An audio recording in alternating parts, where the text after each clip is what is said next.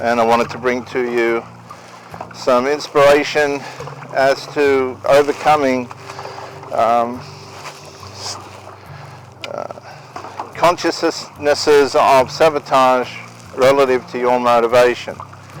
Now, there are some clear ones of this that will sabotage you ultimately and eventually, like drugs, alcohol, and other things that have roll-on negative impacts on your persona. They stop your momentum, they disrupt your clarity, and they make you feel depressed, ultimately, which requires you to desire to have more in most cases. There is this culture that drinking is a part of life. I want to assure you it's not. You'll see all this on the movies and things. There's always somebody at some point's got to have a drink in their hand or some other habit. I can assure you that is not the norm. It's an adverse choice that people make to have a sense of, some sense of pleasure, I suppose. But the Bible warns that we see it swirling in the cup, or the smoke swirling in the air, and ultimately it's like somebody on the top of a mast of a ship in the midst of the sea. You are going to become ill, very ill, if not immediately, but at some point down the track. It's just how it works. So take that advice and micro-incrementally reculturalize yourself to enjoy life like I have for decades without those substances, because they don't fix anything. They disrupt your ability and capacity to navigate life sincerely.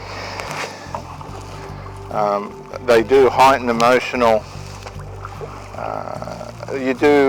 People can become hypersensitive because they're out of whack with their real self. They do alter behavior and character and personality.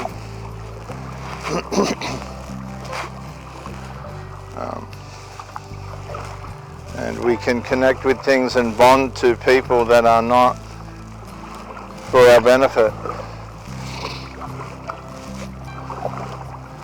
So I want to encourage you that you can get out and do a 5-minute walk, 10-minute walk, no walk, 5-minute walk, 10-minute walk, 15-minute walk, no walk.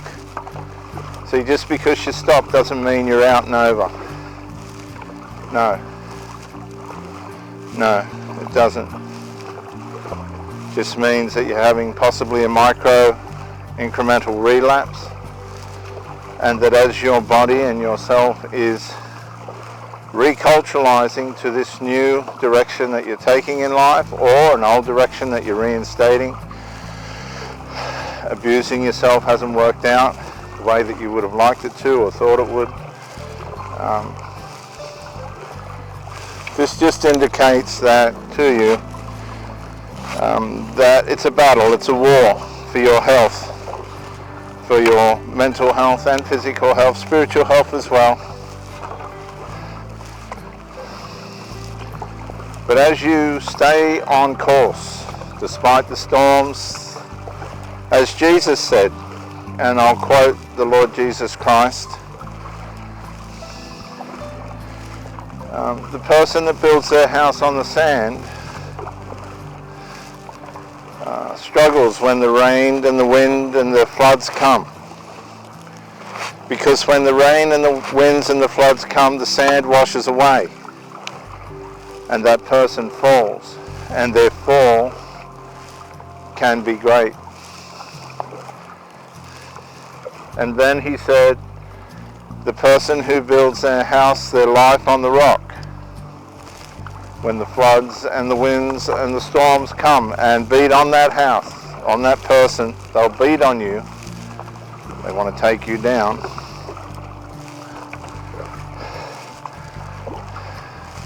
The house stood because it was founded on the rock, and the rock did not wash away. Excuse me. The storms of life, the winds and the floods are going to come. That's inevitable. We can't change that. But we can accept it, and we can have strategies that help us to be prepared for when these unpredictable things in life come, as you would have heard earlier. Oh no, that was in another talk. I'll leave that off. But these things are going to come, and you can be prepared, and you can take inspiration in yourself when you do things in the natural with your resilience and fortitude to overcome these things that try and take you down. Excuse me, viewers. And you may not always get a perfect result. You may even get a negative result. But as you practice these things, as you work on these things,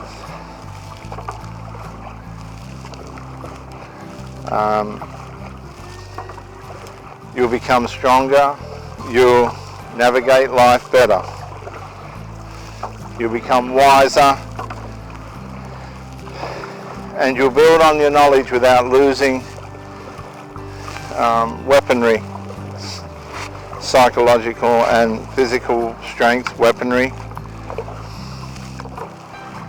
and you will begin to achieve things in life that you never thought were possible.